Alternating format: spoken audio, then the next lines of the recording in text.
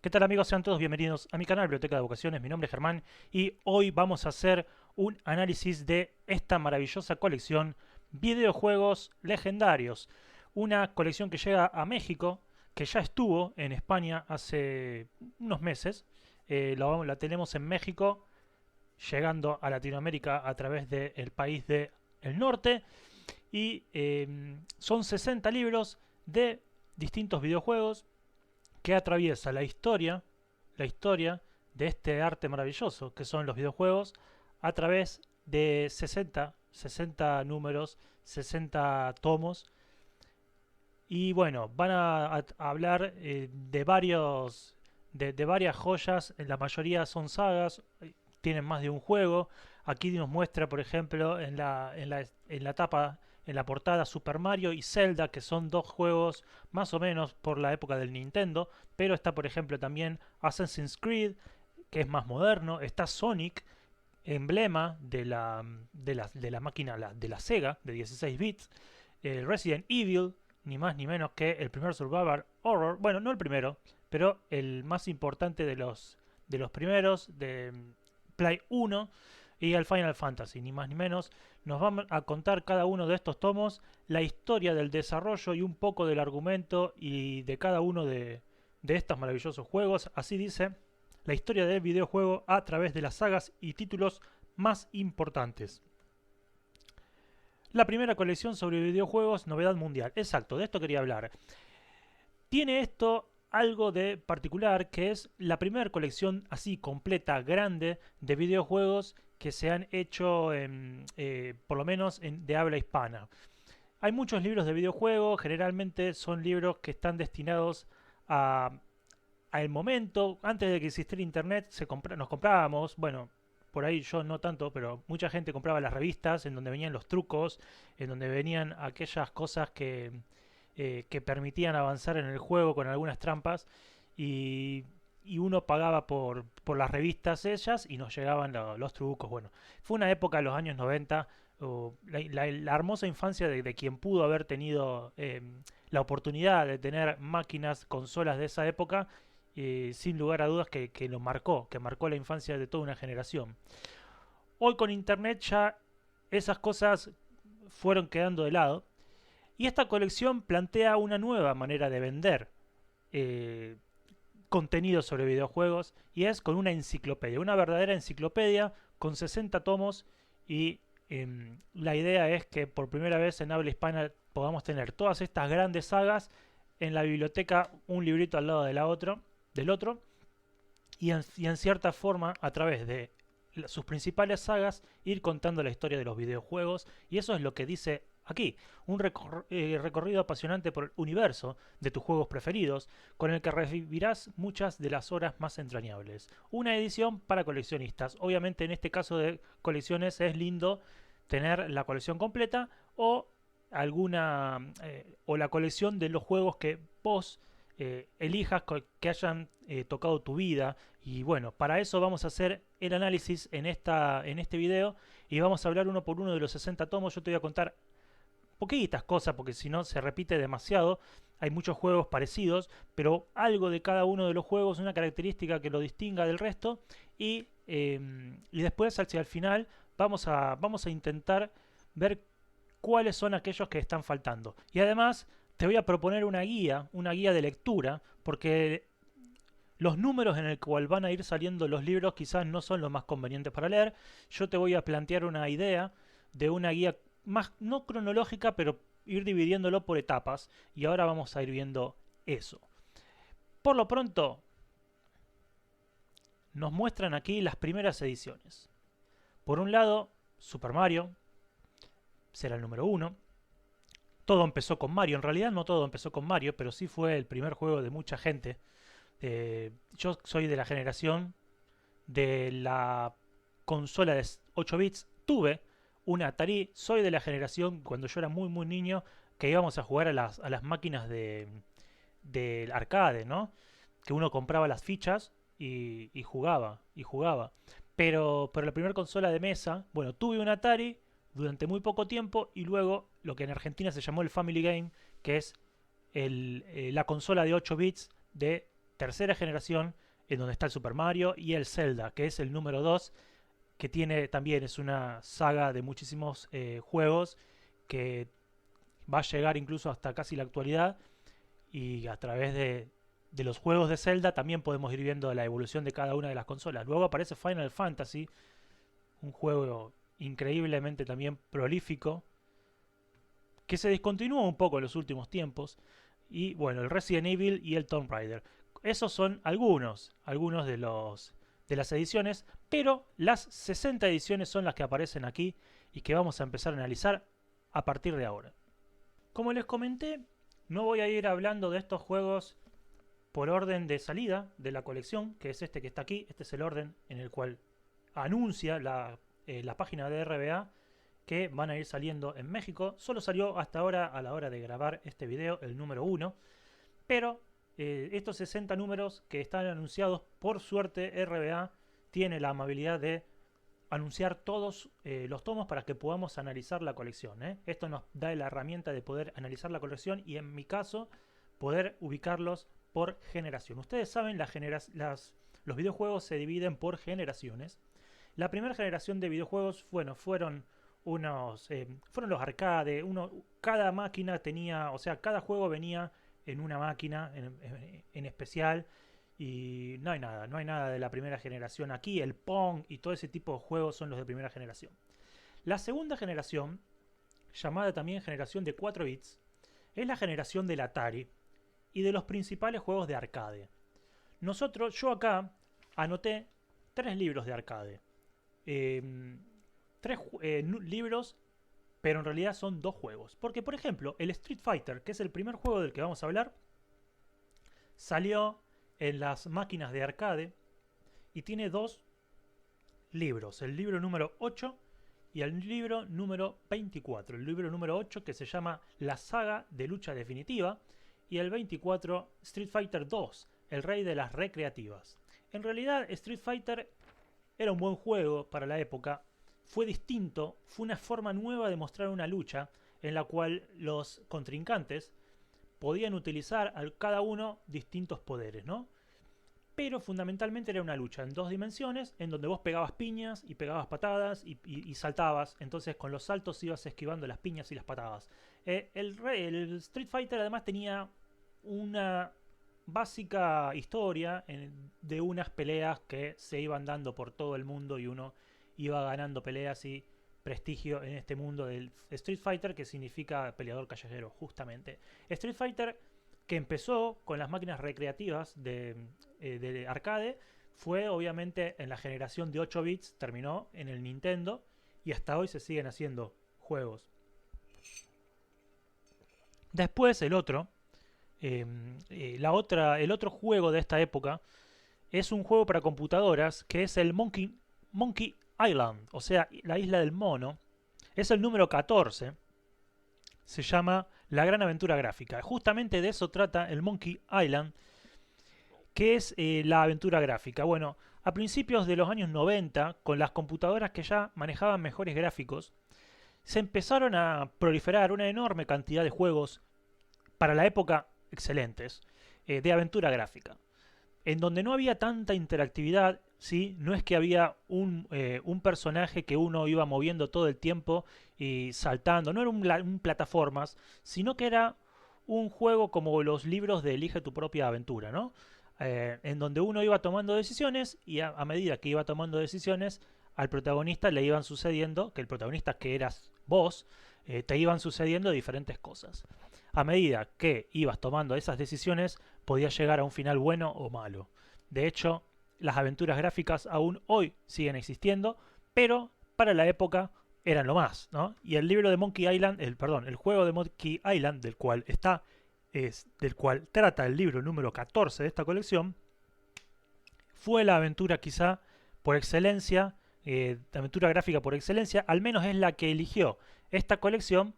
Y yo espero que en el libro nos hablen tanto de Monkey Island como también de otros libros de esa época. Hubo muchísimos, hubo muchísimos. Y algunos gráficos eran verdaderamente arte. Así que con estos libros, Monkey Island y Street Fighters, vamos a cerrar el periodo de arcade y ya nos vamos a ir a la tercera generación, que es la generación de los 8 bits, una de mis favoritas por los años que yo estuve jugando Family Game, que era la forma que en Argentina se conoció al Nintendo de 8 bits y que tiene juegos espectaculares también, de los cuales voy a incluir algunos que originalmente fueron arcade, pero que llegaron para mí a su perfección con la versión de 8 bits de Nintendo.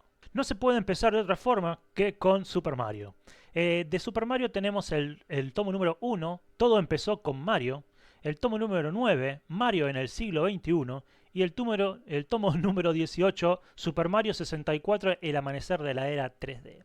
Obviamente los dos primeros tienen que ver con aquellas plataformas en donde manejabas al muñequito de Mario o a Luigi e ibas saltando bloques, rompiéndolos, y a través de golpearlos obtenías algunos beneficios, algunos premios, y tenías que saltar encima de los enemigos para eliminarlos. Bueno, esa generalmente hecho en 2D en el Nintendo, luego pasó a Super Nintendo, también seguía siendo en 2D, pero con mejores gráficos.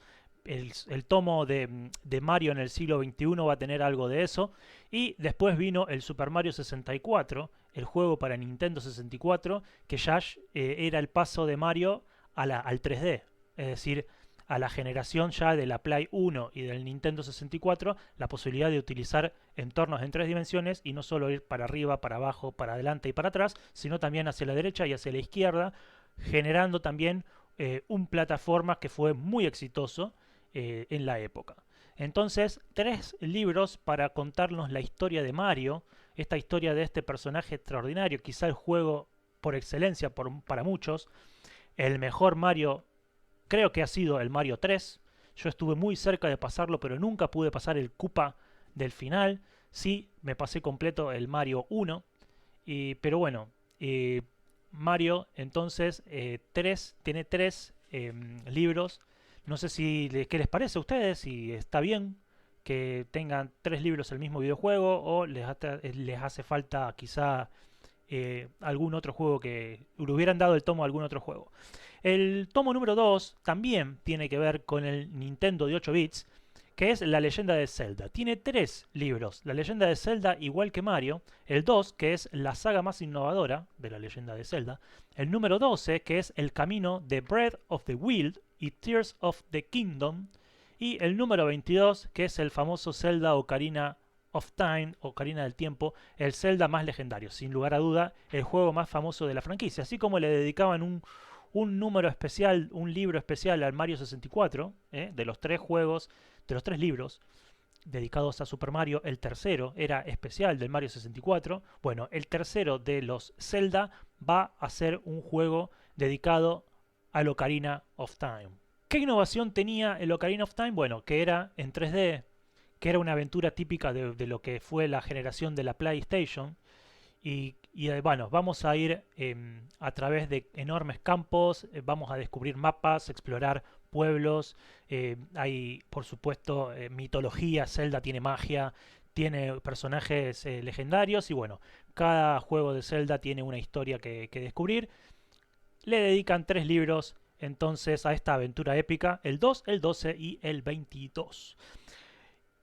De saga en saga llegamos a Final Fantasy. Final Fantasy es el número 3 de la colección, que también tiene que ver con un juego que se originó en la consola de 8 bits, pero que se expandió a otras consolas que fueron luego más importantes, porque el máximo juego de Final Fantasy, el más importante quizás el 7.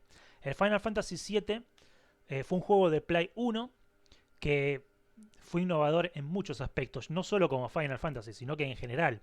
Un RPG con combates a distancia, un tipo de combate que a mí mucho no me gusta, no me llama mucho la atención, pero que en Japón es muy exitoso aún hoy. Esta idea de ir acumulando puntos a través de peleas ganadas y también acumulando experiencia que te permite ganar con más facilidad futuras peleas o enfrentarte a enemigos más fuertes, porque los enemigos en estos tipos de juegos van creciendo en dificultad. Y el 7 además tenía una duración mayor, es decir, tenía los entornos en 3 dimensiones, mejores gráficos, una gran historia y la posibilidad también de mayor duración. Eran 3 discos, me acuerdo lo que era. Comprabas un juego de Final Fantasy VII y te venían 3 discos adentro. Era más caro, tenía que pagarlo más caro. Y bueno, el título es, por ejemplo, el número 3 que se llama El Rol Made in Japón, porque estos juegos vienen de Japón. El rol, este combate RPG a distancia y por turnos, es un combate muy made in Japón, muy hecho allá y muy popular en Japón. Y después el número 16, que es Final Fantasy VII, la fantasía definitiva. Luego del 7, o sea, del 7, el 8 y el 9 van a ser videojuegos para Play 1. Y después va a estar el 10, el 11 y el 12 que van a venir para Play 2, de los cuales no sé si habla este libro porque solo anuncia hasta el 7. Final Fantasy es una de las más increíbles series de videojuegos que se han hecho jamás. No nos vamos a ir demasiado lejos, vamos a ir a un juego que es parecido en algunos aspectos al Final Fantasy, muy japonés, es el juego de Pokémon. Los juegos de Pokémon, porque son más de uno. Acá tenemos el número 13, Pokémon, el juego que creó una industria. Así se llama el libro que dedican a Pokémon en esta serie. Supongo que recorrerá varios juegos de Pokémon porque tienen a través del tiempo varias consolas y a medida que iban creciendo las generaciones futuras, o sea, el tiempo iba pasando, los juegos se iban haciendo más sofisticados. Y es más o menos como el Final Fantasy, el juego del mismo estilo, y también, como el Final Fantasy, las peleas, las luchas, los combates, que quizás son de lo más importante que tienen este tipo de juegos, van creciendo ¿no? digamos, son más sofisticadas cada vez, ¿no? Las peleas a medida que van pasando las consolas. Pokémon no es tan importante como Resident Evil, como Final Fantasy, por lo que solo tiene un libro. El libro número 13 de la colección dedicada a Pokémon. El número 33 es uno de los mejores juegos que ha habido para las consolas de 16 bits y también para que marcó el inicio de la generación de 32 bits. Tiene juegos para 8 bits, por eso la ubico en esta generación, la tercera, y es Castlevania. Castlevania es un gran juego, es una gran saga de grandes juegos, de aventura, de terror, que ocurre en el castillo de Drácula. Justamente así se llama el libro número 33. Drácula aterroriza las consolas, porque llega Drácula a las consolas. Hay unos juegos de Drácula para Play 1 que no son Castlevania y que son en 3 dimensiones, en 3D. En general los juegos de Castlevania son en 2D, pero son muy buenos gráficos, son muy buenos juegos y sobre todo tienen esa historia de Drácula que tanto nos maravilla a todos. Yo soy fanático de este libro maravilloso, Drácula de Bram Stoker, y Castlevania nos lleva en cierta forma al castillo de Drácula, que es la primera parte de este libro increíble de fin del siglo XIX de Bram Stoker, que transcurre, la primera parte, los primeros 4 capítulos transcurren directamente dentro del castillo con un Jonathan Harker que es eh, digamos, secuestrado por el conde y que allí lo obliga a quedarse. Bueno, aparece aquí el héroe Alucard, uno de los héroes más famosos y populares de los videojuegos. Castlevania, recomendado el juego y por supuesto debe ser de los libros más interesantes de esta colección para mí. El número 34 es Minecraft. Minecraft se llama El sandbox se hace global. Sinceramente yo de Minecraft no sabía muy bien qué decir. Conozco Minecraft, conozco el juego, por supuesto. Nunca lo jugué, no me llama la atención. Pero fui a buscar a ver realmente de qué trataba, porque lo escuché nombrar muchas veces, vi muchas cosas, vi gente armando cosas en Minecraft, incluso jugando allí, pero nunca terminé de entender muy bien qué es Minecraft y qué se puede hacer con Minecraft. Bueno, tuve que investigarlo porque de verdad no entendí nunca muy bien, como no soy de jugar este tipo de juegos, qué es lo que se puede hacer con Minecraft. Parece ser, según lo que he estudiado, que es un simulador de construcción que a través de unos gráficos, de una parrilla de cuadrículas, uno va colocando los bloques y va construyendo escenarios y allí interactúa con unos personajes. Y bueno, es interesante, pero yo sinceramente no conozco mucho más de este simulador de construcción y Y este juego tan popular en donde se pueden hacer tantas cantidades de cosas. Si vos sabés qué se puede hacer en Minecraft, déjame en los comentarios qué memorias tenés de este juego, qué has hecho vos en Minecraft y para qué te ha servido, y enseñame también a mí que a veces capaz, ¿por qué no?, me puede llegar a interesar y jugar también un poco a Minecraft. Es entonces el número 34 de la colección. Ahora vienen dos juegos que originalmente fueron para máquinas de arcade, pero que yo los voy a incluir en la generación de 8 bits porque para mí llegan a su apogeo en el Nintendo, en el Family, y para mí no tienen comparación la versión de Family con nada, pero que son juegos de máquinas recreativas. En primer lugar, el Tetris. El Tetris es el número 45, se llama el rompecabezas que revolucionó el mundo. Y el Tetris es un juego que aún hoy sigue siendo maravilloso. Acá un chico de 12 o 13 años que venció el Tetris, decían que era el primero en dar vuelta al Tetris. Yo creo que fue el primero que se filmó dando vuelta al Tetris y sobre todo de esta época, ¿no? Y creo que en los años 80, 90 debe haber habido muchos niños y adultos que pasaron el Tetris, pero en épocas en donde no se podían filmar. Pero bueno, es un simulador extraordinario. Es un rompecabezas que yo no lo veo tanto como un rompecabezas. Simplemente tenés que ir armando líneas sin dejar a través de unos objetos que te va tirando, de unas figuras de 4 bloques ubicados de distinta forma. Tenés que ir armando líneas y cada vez que armas una línea sin dejar huecos en el medio, esa línea se elimina. La idea es ir sumando muchos puntos sin llegar al tope de un espacio que te dan para ir armando a través de la idea entonces digo es no llegar al tope porque el juego se termina e ir sumando puntos. A medida que vas sumando puntos se te va haciendo más rápido la caída de los objetos y te da menos tiempo para pensar. Maravilloso el Tetris, sin lugar a dudas, número 45 de la colección. Y el número 30 de la colección es Donkey Kong. Donkey Kong, o Donkey Kong, como le decíamos cuando éramos chicos. El Donkey Kong tiene como protagonista raro a Super Mario, a Mario, porque, bueno, Mario tiene que ir saltando barriles que el mono gigante le va tirando barriles, te lanza barriles, y Mario va saltando esos barriles, los va esquivando, subiendo unas escaleritas y tiene que llegar hasta arriba donde está definitivamente el mono. Entonces, cuando Mario sube hasta arriba, hasta donde está el mono, termina el nivel y empieza un nuevo nivel. El número 2 también te siguen tirando los barriles, pero ya podés colgarte de unas sogas. Los niveles son diferentes. Es un juego difícil pasar del tercer, cuarto nivel. Sin lugar a dudas se va haciendo cada vez más complicado.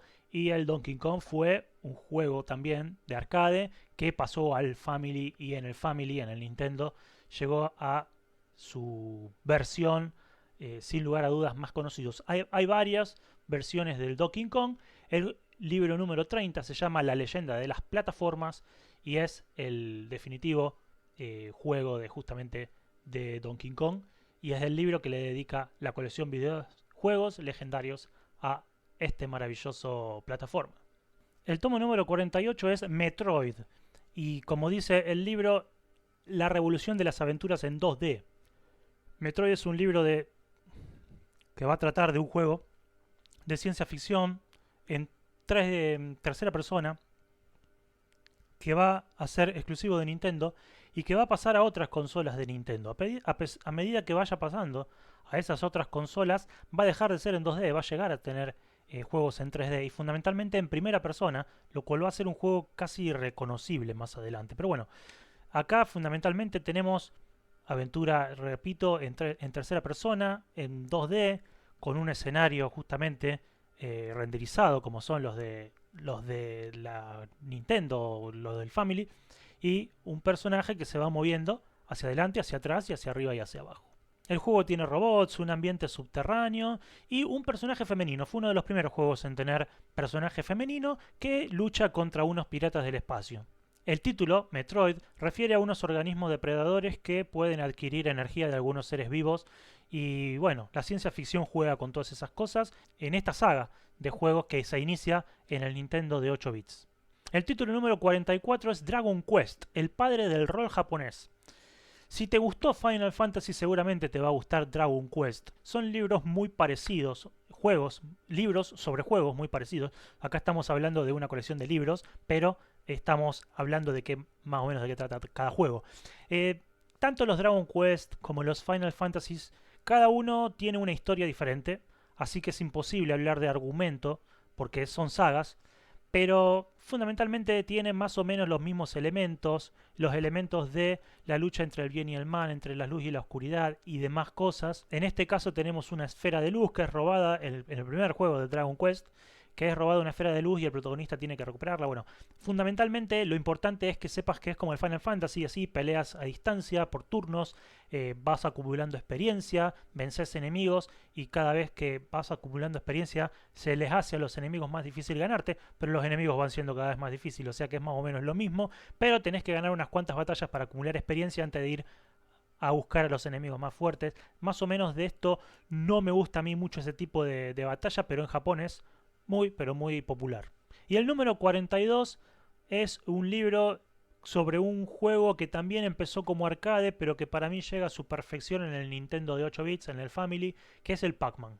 No hace falta que te cuente, el Pac-Man, el bichito redondito que se va comiendo todos los cositos blancos, los puntitos que refieren a comida, y tiene que va atravesando un plano que está todo cubierto de esa comida y tiene que comerse todos los puntitos y para eso tiene que pasar por todos los pasillos al menos una vez y evitar que 4 fantasmitas de colores lo atrapen. Ese juego que a medida que vas pasando niveles, los fantasmitas se van haciendo más difíciles y más rápidos, es el Pac-Man. Muy sencillo y también como todos estos juegos son la vida y la infancia y la juventud de mucha gente, ¿no? Vamos a pasar ahora a la siguiente generación, que es la cuarta generación de consolas, que es la generación de la Sega. Acá en Argentina se conoció como Sega a la Sega Genesis, a pesar de que existió una Sega de 8 bits, la Master System, que yo lo jugué una vez, tenía un amigo que tenía, y me acuerdo juegos como el Bombajack y el Action Fisher que jugábamos, pero en general perdió con Nintendo en todos los aspectos y con el Family acá en Argentina ni hablar. En la consola de 16 bits, Sega va a ganar. Le va a ganar a la consola de Nintendo, que es el Super Nintendo. Que va a tener esos Marios de los cuales hablábamos, más sofisticados, que en realidad seguían siendo más o menos iguales, pero con mejores gráficos. El Sega va a seguir siendo en general juegos en 2D, pero con mejores colores, los colores se ven más brillantes, los gráficos se ven como en 3 dimensiones, como que algunas de las cosas están más cercas que otras, como que hay más profundidad en los gráficos, a pesar de que siguen siendo fijos los fondos. Y no vamos a tener mucho, vamos a tener solamente 3 juegos, 4 libros. 4 libros y 3 juegos de Sega, todos de Sega. Y vamos a empezar con el que es el personaje emblema de Sega, que es Sonic. Sonic tiene dos libros. El libro número 6, La Revolución de la Velocidad, y el número 20, que es Sonic la Velocidad ahora en 3D. Así como Mario tenía el Mario 64 para Nintendo 64 y el Zelda tenía el Ocarina of Time para PlayStation, también Sonic, para la consola de Sonic de 32 bits, va a tener Sonic en 3D. Fundamentalmente, los mejores Sonic y los más famosos han sido en 2D. Son los de la consola de 16 bits del Sega Genesis. Este muñequito azul que va corriendo muy muy rápido y que se va adquiriendo, no comiendo, sino recolectando unos aros dorados y va pasando niveles, plataforma simple y común, pero terriblemente emblemático para la época Sonic. El plataforma por excelencia de Sega también tiene que matar a algunos enemigos, evitar caerse en los abismos, saltar, bueno, lo típico de todo plataforma, y es el juego de Sega por excelencia. Tiene 2 libros, luego tuvo película con Jim Carrey muy exitosa y tuvo cómics también muy exitosos. Los primeros los publicó Archie y después ahora creo que los está publicando IDW, pero los de Archie se vendieron muy bien, junto con los de Mega Man vendía Archie cómics de videojuegos en aquella época. Le fue muy bien, creo que sumó como 300 números la serie de Sonic, más o menos. Y ahora la tiene IDW. El otro es el FIFA. El FIFA, que es el número 36 de la colección. FIFA, la franquicia deportiva más exitosa. Es el único, creo, de deportes que figura aquí. Pero FIFA los representa a todos, ¿no? Este juego de EA Sports, que era la primera vez que uno tenía la posibilidad de jugar al fútbol en una consola de video, pero con la característica de tener los equipos licenciados y las ligas licenciadas. No los jugadores, porque yo recuerdo cuando era niño jugar con Argentina y el número 10 se llamaba Maradona. Maradona era el nombre porque no estaban licenciados los nombres de los futbolistas, pero sí los equipos y las selecciones que tenían sus camisetas dentro de lo posible y, y las ligas. Era la posibilidad que tenías de jugar una liga de 20 equipos, de 38 fechas, en donde ibas enfrentando uno por uno a todos tus rivales, en ida y vuelta, de local y de visitante, y tenías la posibilidad también de adquirir los puntos, ¿no? Sumando los puntos a medida que ibas ganando o empatando los partidos y viendo la tabla partido a partido. Mientras la máquina simulaba los partidos por inteligencia artificial en los demás partidos, vos podías jugar el tuyo frente a tu rival. Los equipos tenían diferentes potencias, ¿sí? Había equipos más potentes que otros, entonces era muy... realmente era lo más... era un simulador muy realista de fútbol. Fue el primer gran simulador de fútbol. El FIFA 94, que fue el primero que se hizo en el año 93 y que iban a venir después incluso para las demás consolas, para las Sega que vinieron después, para PlayStation, para el Play 2, para todo, para el Play 3. El FIFA existió siempre, siempre. Luego, más adelante, iba a tener también los jugadores licenciados y Maradona se iba a poder llamar Maradona. Y del FIFA pasamos entonces a el Mortal Kombat. El Mortal Kombat, claro. No hay muchos juegos de Sega aquí, pero los pocos que hay son muy emblemáticos. Mortal Kombat también nos daba la posibilidad de tener una lucha en 2 dimensiones entre distintos personajes, cada uno con distintos poderes. Y tenía un argumento un poco más interesante, creo yo, que Street Fighter, porque era casi igual al Street Fighter el juego. Pero tenía un argumento un poco más interesante. Se llama combate mortal, porque las peleas eran a muerte. Y cuando terminaba la pelea, vos tenías la posibilidad de liquidar al contrincante, de quitarle la vida a través de las emblemáticas fatalities. Las fatalities que a través de una combinación de botones podías, según el personaje que vos fueras, bueno, quitarle la vida de distintas maneras al rival, succionarle la sangre, cortarle la cabeza, arrancarle los pies y todo ese tipo de crueldades que los niños podíamos jugar con el Sega a través del Mortal Kombat. Fundamentalmente era un combate mortal, era un torneo en donde ibas uno por uno venciendo a todos los rivales, por ejemplo, eligiendo un personaje, generalmente era Sub-Zero. Sub-Zero era fuerte, tenía la posibilidad de congelar al enemigo, Scorpion te tiraba un escorpión, pero qué sé yo, tenías a las minas como Sonya, que eran más ágiles, saltaban más alto y eran más rápidas para esquivar cuando le tirabas una piña. Pero bueno, era de típico, piña, patada, saltar, como el Street Fighter. Ibas venciendo uno por uno a todos tus rivales y después venían de a dos. Tenías que vencerlos de a dos. Y por último venía el monstruo, el final, que era Goro, uno grandote así lleno de brazos. Y después venía uno que era una mezcla de todos los rivales juntos, que se iba transformando los distintos rivales con los poderes de cada uno. Bueno, Mortal Kombat, extraordinario. Era en 2D, luego pasó a en 3D para la PlayStation, ya era 3D y podías moverte a los costados también para pelear, pero no fue tan exitoso. El más exitoso siempre va a ser el Ultimate, el Mortal Kombat más emblemático de la historia.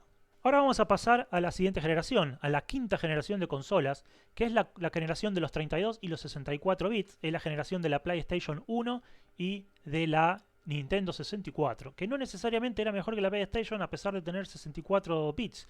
Déjame en los comentarios si era mejor para vos la PlayStation o la Nintendo, si tuviste la suerte de probar las dos consolas. Yo tenía la PlayStation, que es la que se llegó a Argentina, ¿no? Que uno tenía más facilidad para, digamos, conseguir los juegos, ¿no? Se conseguían más fácilmente los juegos. Dejémoslo ahí. Bueno, la PlayStation entonces permitió juegos en 3D. La posibilidad de avanzar no solo hacia adelante, atrás, arriba, abajo, sino también hacia los costados. Y esto nos dio una de las mejores generaciones de juegos en cuanto a historia se refiere, tanto la Play 1 como la Play 2, es decir, la siguiente generación de consolas, van a tener juegos emblemáticos como Resident Evil, Silent Hill, Tomb Raider, Metal Gear. Es decir, estos juegos que no solamente vos sentías el videojuego, sino que parecía que estabas viendo una película y tomando protagonismo vos en la película. Todo esto fue boom en el Play 1 y en la Play 2, y a partir del Play 3 y sobre todo la 4 y 5 se fue dejando de lado, porque ahora todo es disparo, disparo, disparo, pum, pum, pum, disparo, disparo, primera persona, ni siquiera ves al protagonista, y bueno, se ha perdido esa magia. El primer juego y el primer libro del cual vamos a hablar es el número 4, el cuarto libro de la colección, que nos va a contar sobre el Resident Evil. Hay mucho para hablar de Resident Evil, extraordinario videojuego, en donde, según dice aquí, el título es El terror se vuelve interactivo. Uy, papá, lo que hay para hablar de Resident Evil. Yo no puedo hablar mucho, porque podría estar, de Resident Evil, podría estar hablando un video entero. Nosotros ya hablamos en este canal de Resident Evil porque tiene libros, es decir, hay una saga de libros de Resident Evil, por lo tanto en este canal, que es un canal de libros, hemos hablado bastante de Resident Evil con la excusa de que tiene libros. En realidad, el primer juego de Resident Evil, que nace que en el año 96, fue diferente a todo. Fue diferente a todo porque por primera vez realmente podías disfrutar de un juego de terror. Y si bien no daba miedo, daba mucho susto, no tanto miedo. El miedo iba a llegar con otros juegos más adelante de que vamos a hablar, y ya saben todos cuál es. Pero el miedo que ya había habido juegos de miedo en la Sega, como por ejemplo el Clock Tower o el Alone in the Dark, que tenía una jugabilidad que daba miedo de lo mala que era, pero que la historia era espectacular.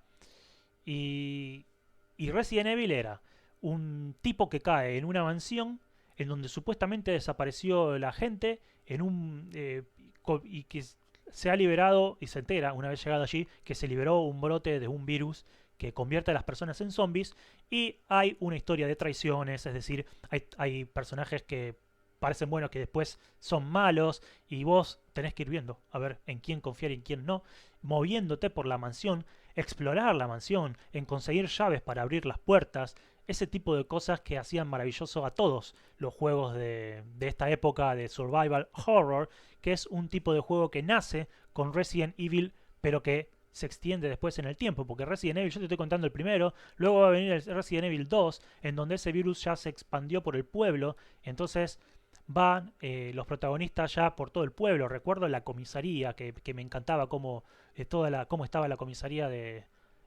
como escenario. Luego viene el 3, Nemesis, con el monstruo que te persigue durante todo el juego, y ya con el 4 para Play 2 ya es otra cosa. Para muchos el mejor Resident Evil que se ha hecho jamás, más sofisticado, con otra jugabilidad. Y Resident Evil después, en el 5, 6, sobre todo el 6, va a decaer muchísimo el nivel, va directamente el 6 ni parece Resident Evil, y parece que últimamente con el 7 y 8, el último, se recuperan algunas cosas. Es una saga que ha trascendido todas las consolas desde la Play 1 hasta la Play 5 actual, y se está programando ahora el Resident Evil 9, y vamos a ver con qué nos sorprende esta gran historia de ciencia ficción y terror que tenemos en el en el número 4 de la colección, justamente contándonos la historia de esta fabulosa saga, de la cual podríamos hablar muchísimo, muchísimo más, ¿no?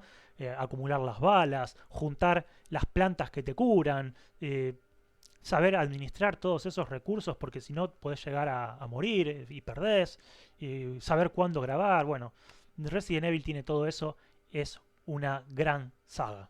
Qué gran juego y qué gran saga empieza con el número 5 de la colección, que es Tomb Raider. Tomb Raider dice Lara Croft, Celebrity del videojuego. Exactamente.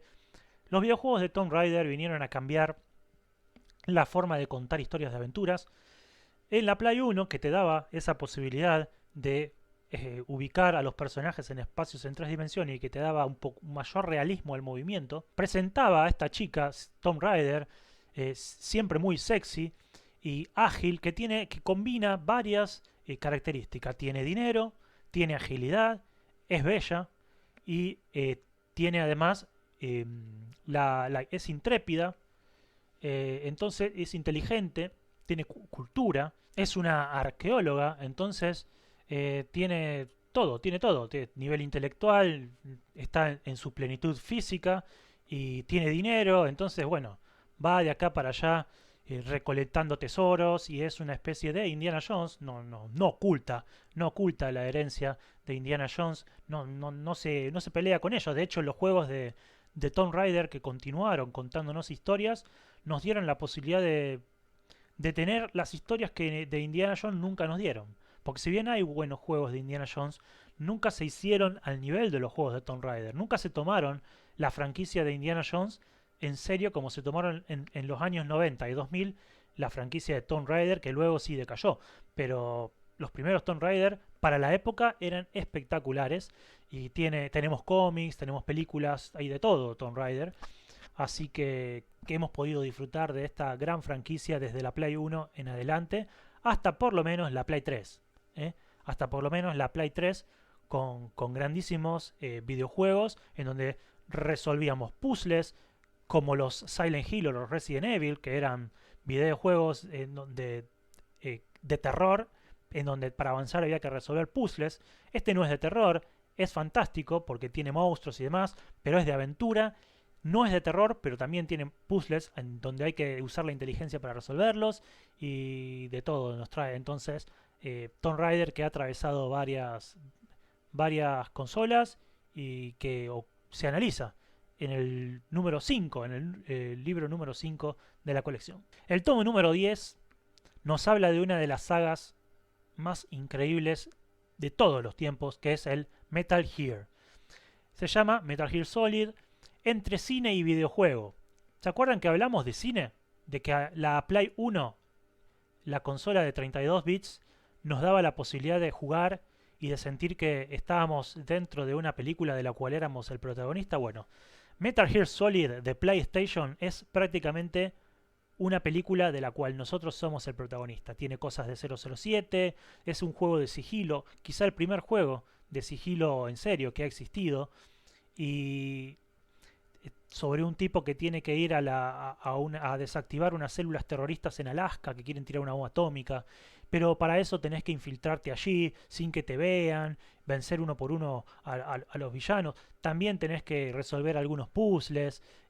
Metal Gear Solid tiene cosas de Silent Hill, por ejemplo, de Resident Evil, pero es un juego de sigilo y sí, es como un thriller, tiene su componente de adrenalina importante. Tiene un Metal Gear 2 para PlayStation 2 y un 3 también, que son buenos juegos. Y un 4 y 5 que se hicieron después para Play 3, que en algunos aspectos también son buenos. Pero el 1 fue la perfección absoluta. Quizás el 2 y el 3 tengan cosas del 1 y en algunos aspectos puedan ser superiores, pero en algunos aspectos. Pero eso que se dio con el 1, este paso de los videojuegos que anteriormente un videojuego prácticamente era para niños o para adultos que se sentían niños. Bueno, acá no te sentís niño, esto no es para niños, eso es una historia terriblemente compleja. Metal Gear es una obra maestra y el de PlayStation 1, sin lugar a dudas, fue emblemático para la época y de eso se trata el libro número 10 de la colección, entre cine y videojuego. Pegadito al número 10, el número 11, también es un juego de Play 1 que es el Silent Hill. Mi juego favorito. Por eso me apasiono cuando hablo de esta saga, Silent Hill. La cima del terror psicológico, así se llama el libro, y vaya si tiene razón. Silent Hill para mí es el mejor juego de PlayStation 1. Es un juego que es cierto que fue superado por su secuela, el 2 y el 3, que son para Play 2. Plantea la idea de un pueblo en donde hubo un culto hacia un dios barra demonio que convierte el pueblo en una pesadilla. Tiene varios mundos, está el mundo normal de Silent Hill en donde se llena de niebla, pero después tenemos un mundo oscuro porque Silent Hill suena una sirena y de golpe todo se vuelve oscuro, oxidado, lleno de sangre y es realmente terrorífico en todos los aspectos. Silent Hill da miedo, en serio, cuando lo jugás de noche sin duda tenés miedo. La escuela, hay escenarios muy bien construidos, la escuela está construido de una manera extraordinaria. El hospital es mejor todavía. El hospital es terrorífico, terriblemente terrorífico. Está en el 1, está en el 2, en el 3. Luego en el 2 hay otra historia de un hombre que llega al pueblo a... Bueno, no te puedo decir a qué, pero se encuentra en el pueblo y empieza a rememorar cosas de su pasado y a luchar contra monstruos que se asemejan a los monstruos que tiene en la cabeza. Y el 3 que complementa la historia del 1. Y bueno, luego va a haber Silent Hill para Play 3 también, el Homecoming, Downpour. El 4 es un gran juego. Orígenes. Es decir, hay muchos Silent Hill. En general son juegos buenos. Los primeros 4 sin duda son muy buenos. El quinto también puede ser. Ya a partir del sexto por ahí empieza a contaminarse de lo que en general todos los juegos a partir de la Play 3 empiezan a contaminarse de esta necesidad imperiosa de que todo tenga acción, acción, acción, tiro, tiro, tiro, tiro. Y particularmente el Homecoming se vio perjudicado por esto. Y esperemos ahora que el Silent Hill retome, porque 20 años después nos anuncian que van a hacer juegos nuevos. Uno, por lo menos, nuevo, un remake del segundo, películas y bueno, algunas series y demás, pero fundamentalmente lo más importante es que va a haber un Silent Hill llamado F, que va a ser un nuevo Silent Hill. Esperemos que se haga bien, es una saga que es fantástico que reviva, hay libros también, hay novelas, pero es para mí la más grande saga de todos los tiempos. Yo podría estar hablando mucho de Silent Hill, no puedo, no me lo permite el formato de video, tengo que hablar de 60 libros acá. Así que vamos a pasar al siguiente libro de la colección, que es el GTA. En realidad son dos libros, el 15 y el 28, el 15 y el 28. El 15 se llama Grand Theft Auto, Acción Urbana al Límite, y el 28 se llama Grand Theft Auto 5, Vida de Gángster virtual. Claro, GTA empieza originalmente con un video en el que prácticamente tenés que chorear. Tenés que robar autos y puedes atropellar gente y no pasa nada. Y es un video que es obviamente cómico y que busca ser una sátira de la sociedad violenta, de lo que es una calle con gente que está todo el tiempo insultándose mientras maneja, con los peatones y con los otros conductores. Y bueno, el GTA es un poco eso, con una historia de mafiosos y arman juegos muy buenos, sin lugar a dudas, que no son mi tipo de juego. Me gusta más el terror tipo Silent Hill a mí, pero bueno, el GTA sin duda con grandes historias, grandes juegos, gente que se ha divertido horas y horas y horas con cada uno de estos GTA, sobre todo el Vice City, el San Andreas, no sé, hay tantos, y bueno, y el 5 y el 4, el 5, todos juegos que fueron viniendo después. Empieza con Play 1, que se veía desde arriba, y después ya los de Play 2 y los de PC, en donde vos seguís al personaje y la ciudad es enorme, las ciudades son enormes, tiene de todo. Manejás autos, motos, hasta aviones puedes manejar. O sea, realmente es una experiencia fabulosa jugar al GTA bien jugado. El libro número 29 de la colección es Gran Turismo. Gran Turismo, un juego que se llama El Clásico de la Conducción. Juego que nace como también de los 32 bits de la Play 1. Como todos los juegos que estoy hablando acá, los primeros fueron de Play 1. Y el Gran Turismo también tenía la posibilidad de tener autos licenciados, elegir con qué auto poder competir en las carreras, mejorarlo. Tenía también un nivel de rally. Estaba el 1 y luego el 2, que tenía varias mejoras. El GT2, el Gran Turismo 2, conducción al límite de lo que era la época. Sin lugar a duda, un juego extraordinario. No hay muchos juegos de autos. Acá creo que es el único, el GT, el Gran Turismo, es el único que nos muestran. Por lo que significó. Porque es quizá el juego emblema de la conducción. De la conducción pura y dura, ¿no? Porque después tenemos Need for Speed, que viene con historias, qué sé yo, a los autos chocadores, el Driver, pero fundamentalmente el Burnout, en donde chocas, pero acá lo que vale Twister, tenés autos que se disparan entre sí, pero esto es conducción pura y dura, el GT, el Gran Turismo, también el número 29 de la colección. El tomo número 41 es StarCraft, y se llama La estrategia a una escala nunca vista.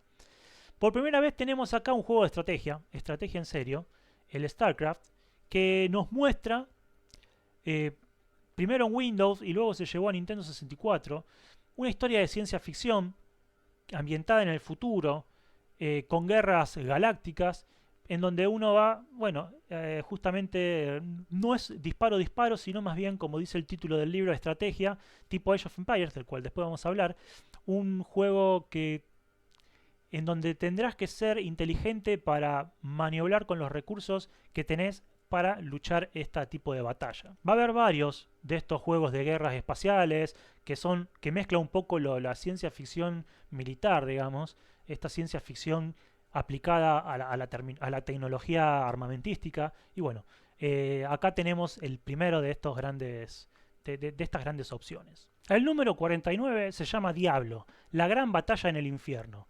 Un libro que tiene una gran historia, es RPG, tipo Final Fantasy, pero con mitología, con un poco de mitología cristiana, ¿no? Con este tipo de luchas que se dan en los RPG, pelea entre la luz y la oscuridad, entre el bien y el mal, pero con mitología cristiana y, para la época, muy buenos gráficos. El número 54 es Taken, el rey de la lucha en 3D.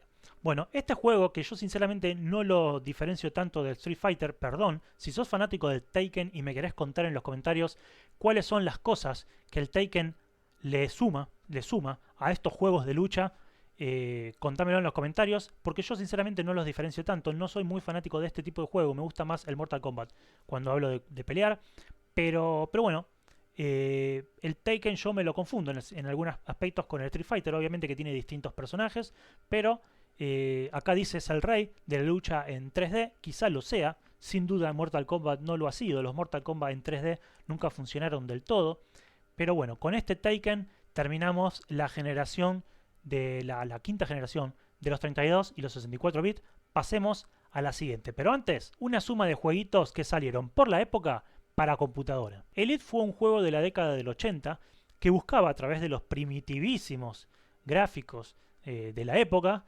contar una historia de batallas espaciales. Una cosa, no hay demasiado para contar sobre esto, más que fue uno de los primeros juegos que domésticos, como dice acá el título del número 52, del libro número 52, Elite, y los juegos de los primeros ordenadores domésticos, porque década del 80, principios de los 80, las máquinas de arcade pasan a ser, los juegos de arcade pasan a las computadoras y algunas casas de familia pueden empezar a disfrutar de ellos. Y así llegan juegos como el Elite, que es más importante desde lo testimonial que desde el videojuego propiamente dicho. Otro de los juegos de lo que quiero hablar, antes de empezar con la sexta generación de consolas, es el de The Elder Scrolls. The Elder Scrolls tiene dos tomos, el número 25, que es el The Elder Scrolls Rol y Mundos Abiertos, y el número 35, que es Skyrim. Skyrim es el The Elder Scrolls 5, se llama Skyrim. Skyrim, el precursor de los mundos abiertos modernos. El concepto de mundos abiertos, de lo cual vamos a hablar a partir de acá, pero que vamos a profundizar en la séptima generación, empieza a traer algo nuevo a los videojuegos.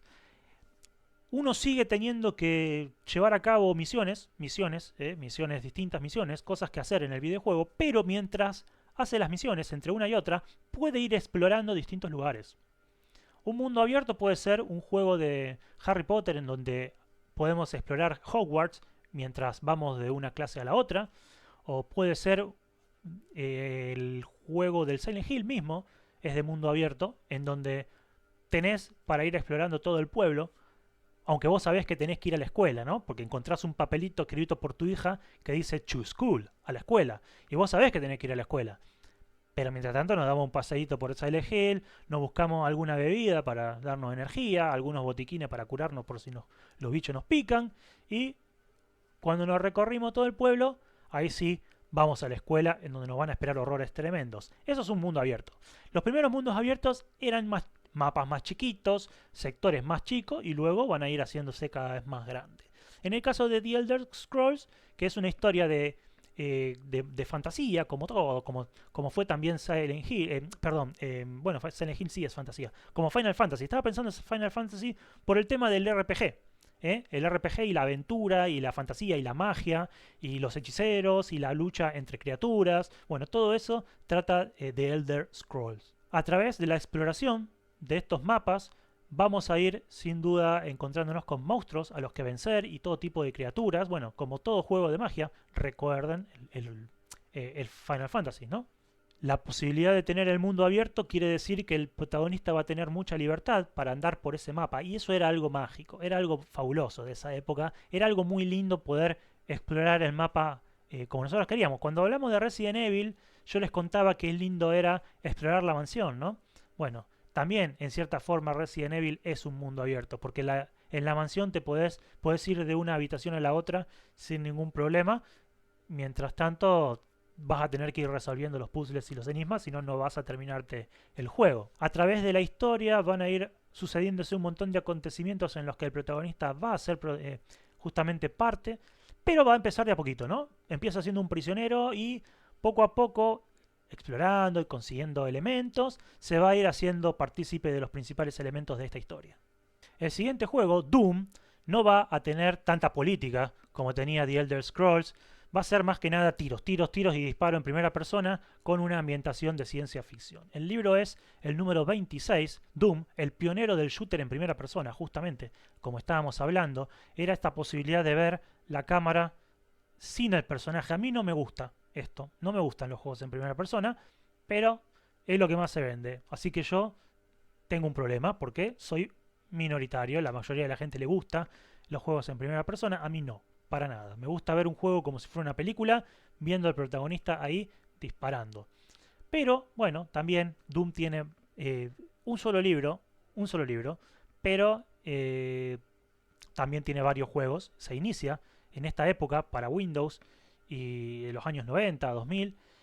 Va a seguir teniendo varios juegos, también tiene película, libros y cómics, tiene de todo. Para la época era genial el juego y los gráficos eran buenos para la época, la posibilidad de matarte así contigo, tirando tiros ahí con un montón de otros personajes, era algo que se podía jugar y que tenía su atractivo y trajo horas y horas de diversión a mucha gente.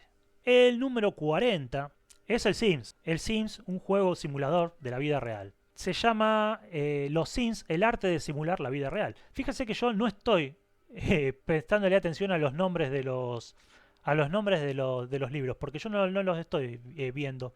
Eh, pero no importa, porque de eso se trata el Sims. Puede ser divertido o aburrido dependiendo de quién lo juegue, al Sims, porque hay gente que lo juega y es muy divertido.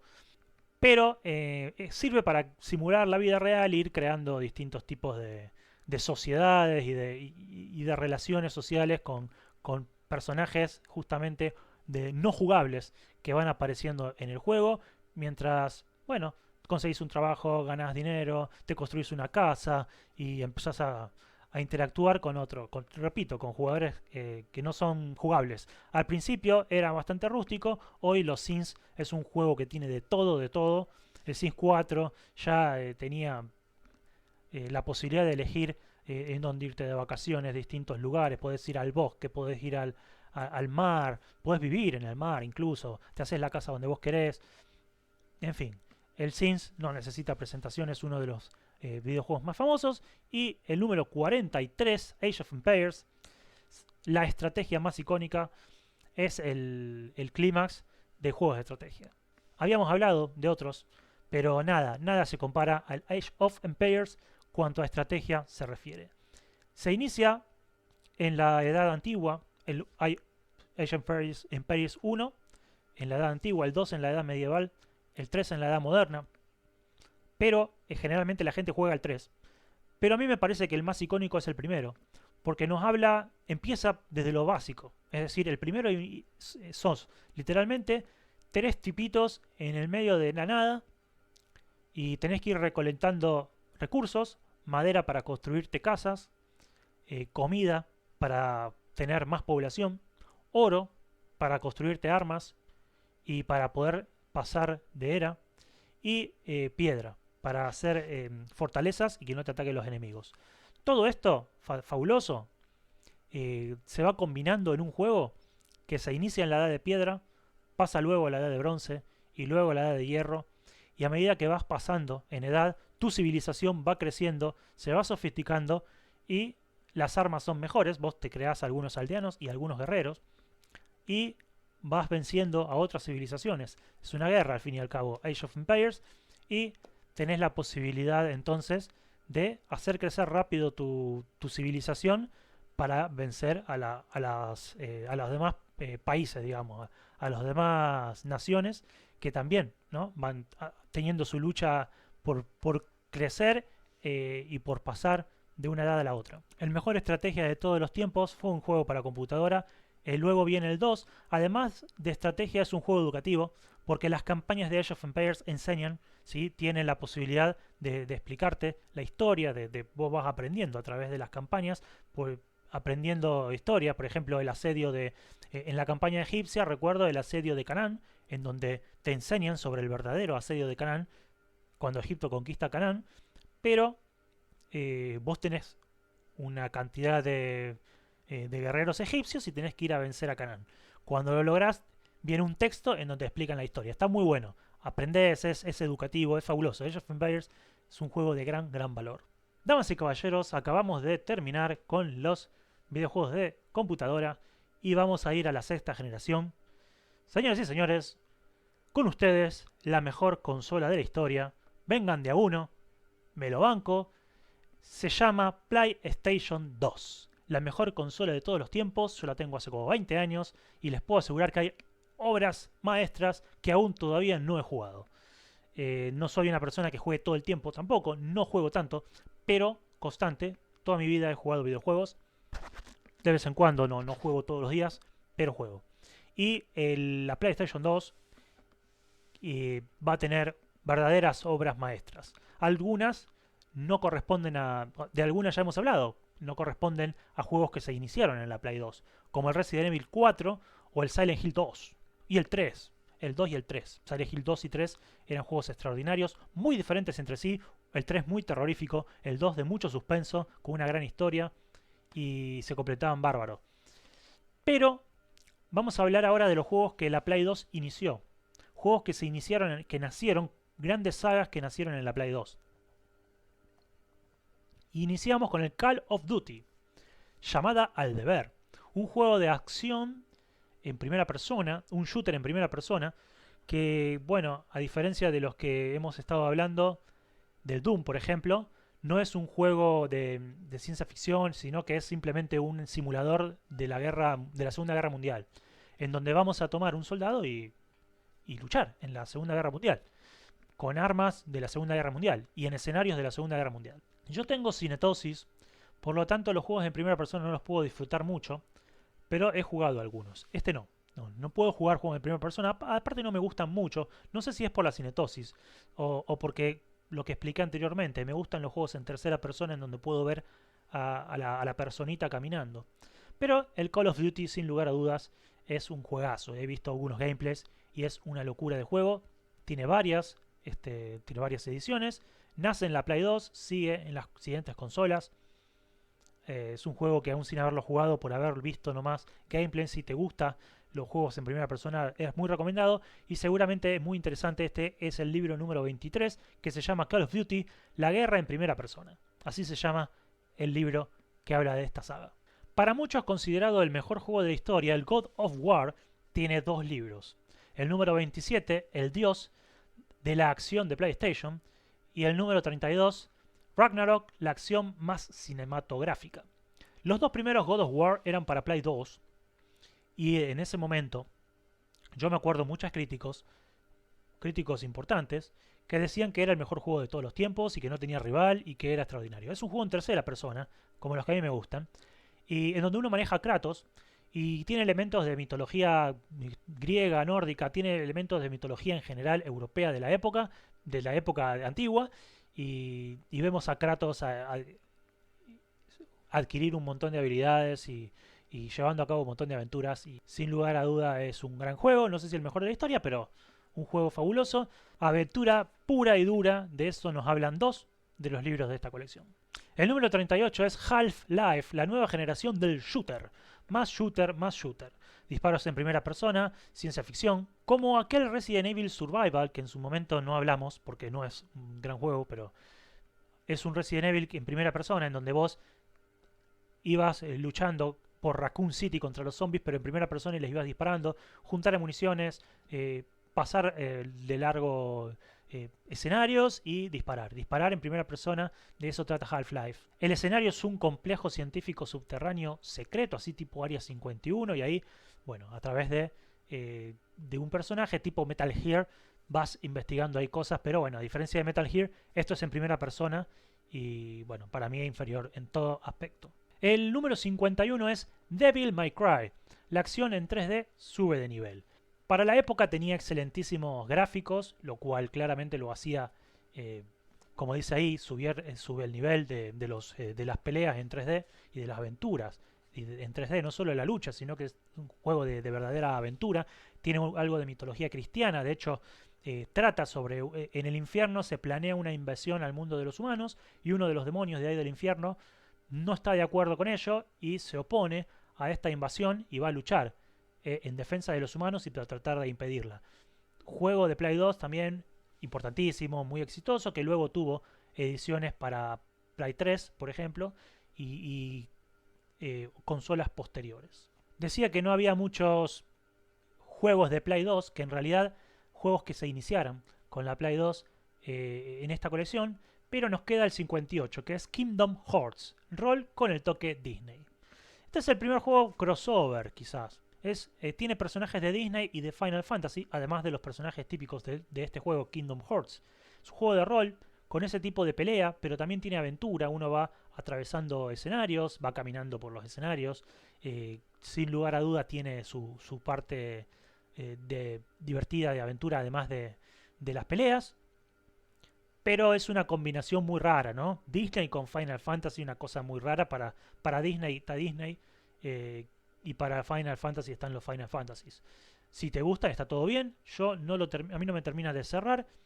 No hay mucho que decir. RPG, pelea por turnos también. Juegos de rol típico de Japón. En Japón son muy populares. Vamos a pasar ahora entonces a la séptima generación, que es la generación de la PlayStation 3 y del Xbox. Va a haber juegos buenos. Creo que la Play 3, que esta generación tuvo muy buenos juegos. Es una máquina con buenos juegos. No vendió como la Play 2 y tuvo un problema para mí, que es que competía contra la propia Play 2. La Play 2 que tenía menos gráficos, pero más juegos. Y que fue una consola extraordinaria. En la Play 2 había dejado el listón tan alto que era imposible que la Play 3 lo superara. Sí, lo iba a superar en capacidad de los discos, se jugaba con Blu-ray, la Play 2 eran DVDs, la Play 1 eran CDs, o sea, se empezaba a utilizar tecnología cada vez más sofisticada y con más capacidad y los juegos se veían mejor y estaban en HD, los podías jugar en un televisor enorme y tenías la posibilidad de disfrutarlos. Si jugás un juego de Play 2 en un televisor de 50 pulgadas se ve mal, se ve borroso.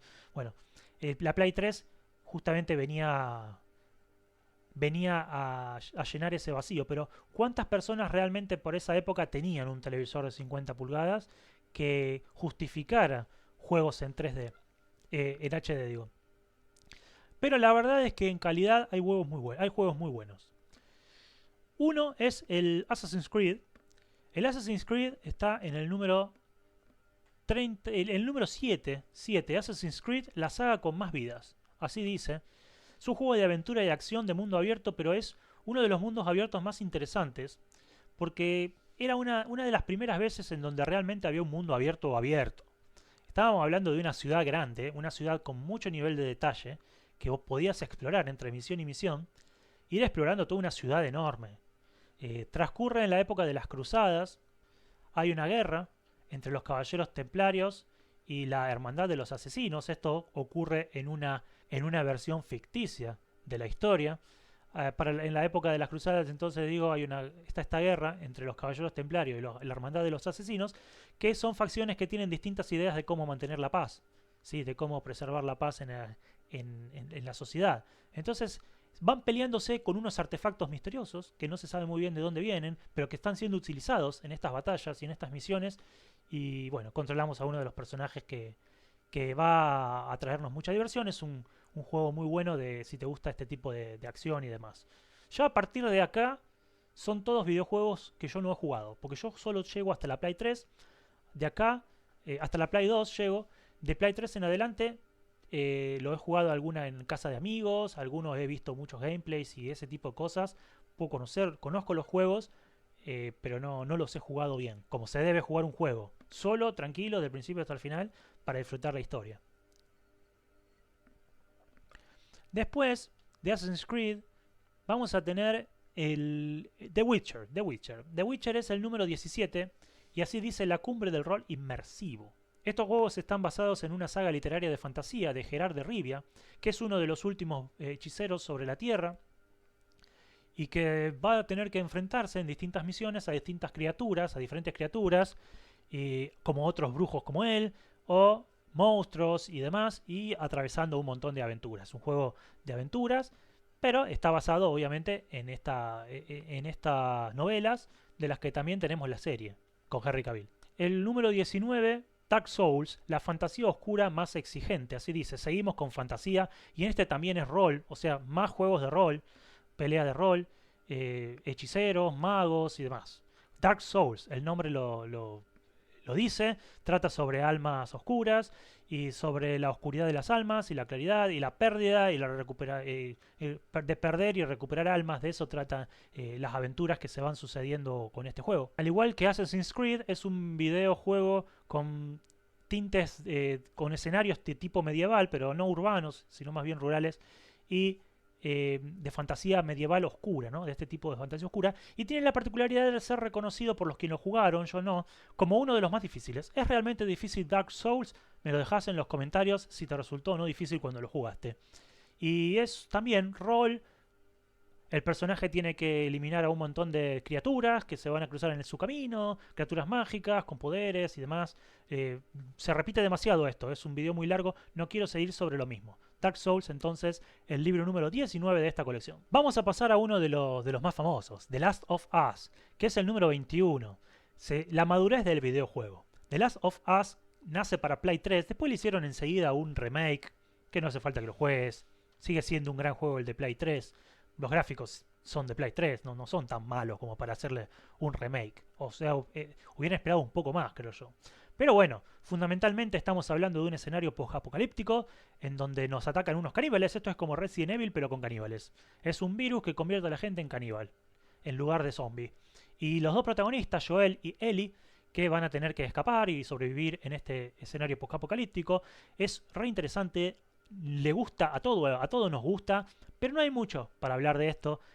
Es simplemente este tipo de supervivencia llevado al límite. Yo no lo considero de terror, pero sí un survival horror, porque es un juego de supervivencia en tercera persona, como a mí me gusta, con una gran historia y tiene todos los elementos que necesita un juego de este tipo. Por suerte en esa época todavía los teníamos. Tiene una serie muy exitosa y a diferencia de los Resident Evil, en The Last of Us tiene dos personajes recurrentes, ya les dije, Joel y Ellie, perdón, y es imposible imaginarnos The Last of Us sin alguno de ellos. El número 46 es Halo, la madurez del shooter. Este es el juego insignia de la Xbox, nunca salió para PlayStation. Xbox, Halo, shooter, primera persona, típico, ciencia ficción, quizá para el momento el más grande juego de ciencia ficción de primera persona, de disparos en primera persona. En su momento, casi indiscutido. Nos cuenta una guerra interestelar contra una alianza teocrática de soldados y guerreros alienígenas. Y también tiene serie, al igual que The Last of Us. El número 53 es Mass Effect, la cima de la ciencia ficción interactiva. También aquí vamos a tener más batallas espaciales, futurista, todo este tipo de obras que se empiezan a repetir, ¿sí?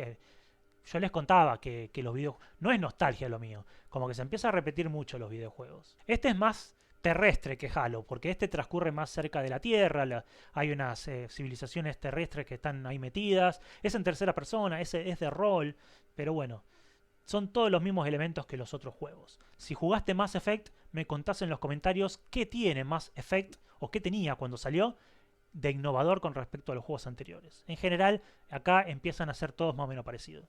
El número 56 es espectacular, uno de mis favoritos, Uncharted, la gran aventura de PlayStation. Y fíjate que le llama la gran aventura de PlayStation, independientemente de si es 1, 2, 3, 4 o 5. Es de la 3, ¿eh? Hay una trilogía de la Play 3 que se llama Uncharted, que es sucesora de Tomb Raider. Cuando Tomb Raider empieza a decaer un poquito, aparece Uncharted y nos deja una trilogía fabulosa. Y también de buscadores de tesoros. Bueno, tiene cosas de Indiana Jones como Tomb Raider, pero bueno, en la Play 3 le gana a todos. Uncharted, aventuras, puzzles, también, como Tomb Raider, tiene elementos así, con muy buenos gráficos, mapas, hay que recorrer paisajes increíbles, bueno, enemigos contra los cuales luchar, todo tiene Uncharted, una trilogía bárbara que después siguió, tiene varios juegos en Play 4, pero bueno, la trilogía de Play 3 es la base de lo que creó la mitología de Uncharted, que esperemos que se sigan haciendo y que no muera el espíritu de este juego, es decir, que se sigan haciendo Uncharted y que no empiecen y que no conviertan esto en un shooter en primera persona como va a pasar con Indiana Jones. Yo no sé, van a ser un Indiana Jones en donde no se va a ver Indiana Jones, va a ser cosas que espero que Uncharted no caiga en este tipo de cosas y se mantenga fiel a sí mismo, porque realmente se ha ganado en poco tiempo mucho cariño. El último tomo, el 60, es BioShock, la narrativa más inmersiva. Es acción en primera persona, yo no sé si es tan inmersiva, pero puede ser. En primera persona, shooter también. Es ciencia ficción, es una ucronía, transcurre en la década del 60, en 1960 y pico, y se trata de un sobreviviente de un accidente de avión que tiene que luchar contra unos mutantes. Acá no hay... así como en The Last of Us había caníbales, en Resident Evil mutantes, bueno, juegos que no están acá, como Dino Crisis, hay dinosaurios. Bueno, acá hay mutantes. Pero este es en primera persona, así que no tiene nada que ver con los juegos anteriores. Con BioShock terminamos entonces en la séptima generación de consolas. Vamos llegando ya al final. No son estos mis juegos favoritos, pero bueno, ya vamos llegando al final. Vamos a nombrar 3 juegos que tienen que ver con los juegos online, que es una nueva forma de hacer juegos que se da por esta época más o menos. Y luego vamos a pasar a la octava generación con los 4 últimos juegos. Entonces, voy a contarte sobre algunos juegos online. El libro número 31 es el World of Warcraft. El online se hace masivo, sí señor. Lo que tiene el juego online es la posibilidad de que, obviamente es multijugador, te conectás a un servidor e interactúas en un mundo virtual con otras personas que también se conectan al mismo tiempo. Todos los personajes son jugables, vos manejás a uno, pero luego puedes encontrarte con otros internautas que están al mismo tiempo conectados en tu mismo servidor y podés interactuar con ellos. Es un juego en el cual puede haber peleas y demás. Tiene actualizaciones, es decir, que todo el tiempo se están creando escenarios nuevos, campañas nuevas. Bueno, World of Warcraft trata sobre eso, justamente. Era muy innovador en su momento, yo nunca jugué, no soy de este tipo de juego, pero entiendo la importancia histórica, ¿no?, de este tipo de obras. Esto lo diferencia de las consolas, porque tiene un mantenimiento del servidor online, de los programadores, y la consola no, vos compras el juego y ya el juego viene terminado, y es el mismo juego acabado que compra todo el mundo.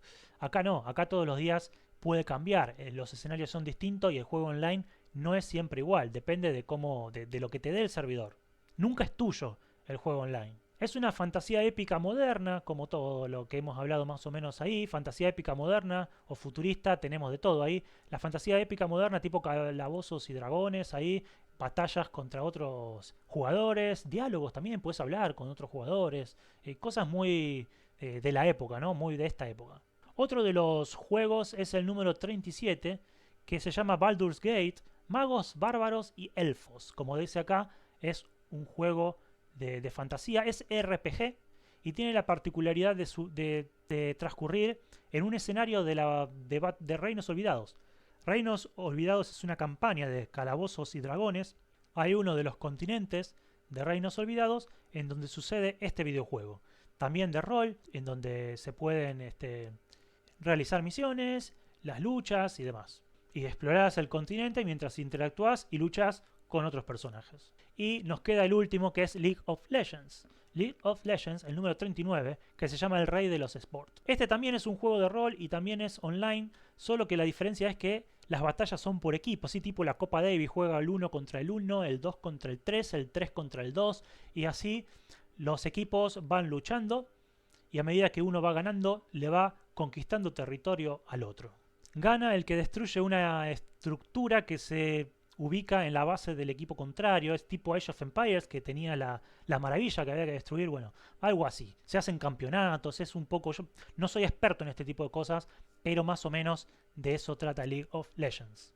Y ahora sí, vamos a llegar a la octava generación de consolas, que es la generación de la Play 4 y del Xbox. En primer lugar vamos a hablar de Elder Ring, que es el número 59. Se llama el mundo abierto más desafiante. Justamente es un juego de rol, como dice el título, de mundo abierto, que tiene la particularidad de haber recibido en su creación, en su constitución, la colaboración de George Martin, el creador de Game of Thrones, y del director Miyazaki, ni más ni menos. Es una especie de Final Fantasy, pero en Play 4 o Play 5. Es un juego mucho más sofisticado, pero es el estilo. El juego transcurre en un lugar llamado las Tierras Intermedias, en donde fue exiliado el protagonista de la historia, que intentará volver y restaurar el viejo régimen que gobernaba antes de que lo exilien. Para eso va a necesitar, a su vez, recuperar el Círculo del Edén, que es una especie de la fuerza de Star Wars que mantiene el orden de todas las cosas. Este Círculo del Edén fue destruido en su momento y cada parte fue a parar a un enemigo distinto y es utilizada por esos enemigos como arma para luchar. El juego número 47 es Fortnite, el videojuego como fenómeno global. Fortnite, uno de los videos más famosos actualmente, de los más de moda, empezamos ya los últimos, y sin lugar a duda estaríamos hablando de otro juego multijugador. En este caso el objetivo del juego es quedar como el último vivo en una batalla mientras el mapa se va haciendo cada vez más chiquitito, ¿no? Mientras el mapa se va achicando, mientras el espacio se achica y se van confinando los espacios para sobrevivir,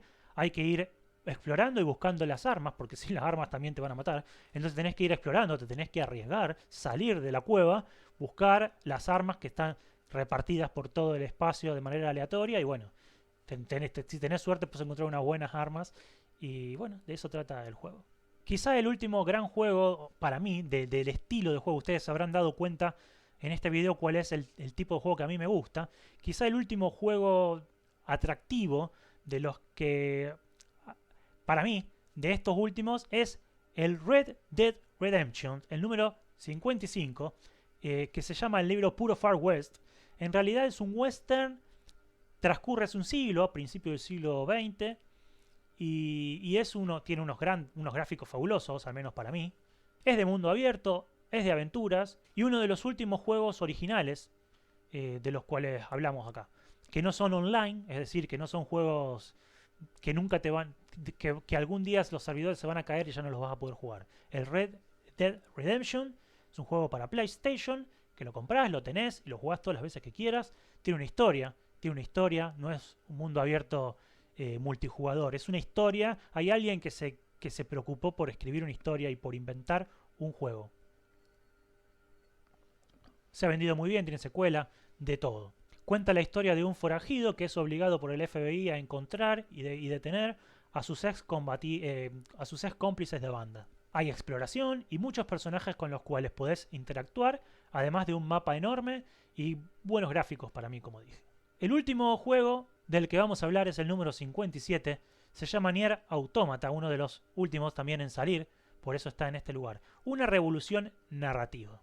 Es un juego de rol en tercera persona, de un futuro post-apocalíptico, en donde los habitantes de la Tierra se han refugiado en la Luna, y la Tierra ha sido invadida por unos robots fabricados por alienígenas. Los humanos en la Luna van a fabricar sus propios robots para recuperar la Tierra y va a haber lucha, va a haber enfrentamiento y combate. Obviamente hay juegos que van a faltar. Para mí Clock Tower, el Alone in the Dark, los primeros juegos de terror, sin Clock Tower y sin Alone in the Dark no tendríamos juegos como el Silent Hill o como el Resident Evil. Incluso no tendríamos Metal Gear. Porque todo bebe de esas primeras cinemáticas. Tenía una jugabilidad espantosa, pero bueno, faltaría Alone in the Dark, faltaría para mí Clock Tower.